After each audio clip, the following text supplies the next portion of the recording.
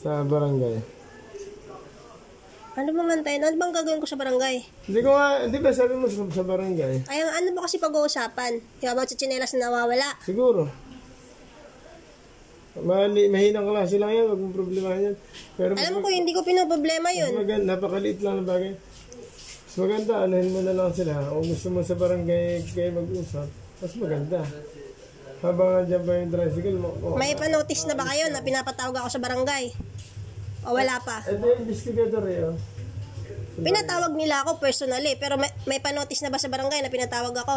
Wala namang notice na gano'n. Ay, meron yun. Kapag may reklamo yung isang tao, meron yun. Hindi ako susama kung wala nun. Doon nga magagawa ng blatter eh. Pero kung ayaw mo, magkarapatan. Ako yung pinagbantaan, tapos ako yung gagawa ng blatter. O di ikaw magpa-blatter. Saan ba yung barangay?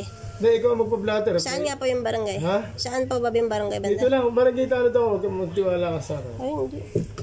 Hindi po kita kilala, kuya. Hindi ba ako lang? O di sige, wala ka. Para ka pong lasing, kuya. Ha? Para ka pong lasing. Ganito lang talaga ako. Hindi naman ako lasing eh. Ah, okay. Hindi ako umiinom. Okay po. Pero siyempre, karapatan mo. Wala naman tayo. Pakaramdaman ko kasi na para kang lasing magsalita. ganito lang talaga ako. Hindi man ako umiinom. Sige, gagawan ko ng report yung nagbabanta sa akin. Oo, siyempre. Karapatan mo kapag pinagbintahan ka ng tsinelas. Hindi. Ikaw naman Ako yung mag-blatter sa kanila na tinatakot ka nila. Dead threat yun. Dead threat nga yan. Karapatan mo yun eh. Kasi lahat tayo may karapatan eh. Pero hindi ako lasing ah. Yung sa akin lang, pinatawag ka lang para mag-ayos kayo. Ngayon, kung ayaw mo, karapatan mo rin yung tumanggi. Kapitan, nagpapatawag o yung nag-iimbestiga lang? Nag-iimbestiga lang kasi may reklamo daw sa kanya. Sa kanya, dyan lang naman nagre-reklamo. Wala naman sa barangay. May record ba ako sa barangay? Hindi, dala niya na yung logbook niya eh.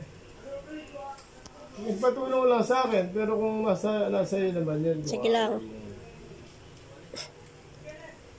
Saka hindi ka maano rito, sigurado ko sa'yo.